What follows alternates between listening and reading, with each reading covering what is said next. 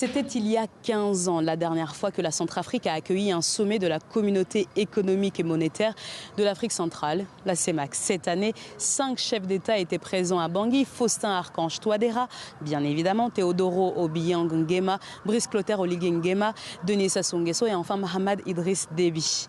Le grand absent de cette cérémonie, c'était le président camerounais Paul Biya. Pendant les 2 jours de la conférence, les discussions ont porté sur des sujets cruciaux pour l'avenir de la communauté d'Afrique centrale, les réformes institutionnelles et de gouvernance, la sécurité régionale, mais surtout la libre circulation des biens et des personnes. Le président centrafricain a profité de son discours d'ouverture pour faire le bilan de son mandat. Je citerai entre autres la redynamisation très significative du processus d'harmonisation des politiques communes et sectorielles, le renforcement de la surveillance macroéconomique, la modernisation du système bancaire sous-régional.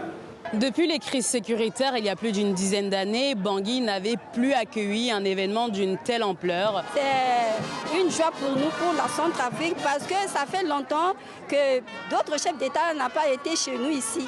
Il y avait l'insécurité, mais aujourd'hui, nous sommes dans la sécurité et nous sommes dans la joie d'accueillir tous ces présidents qui viennent chez nous ici.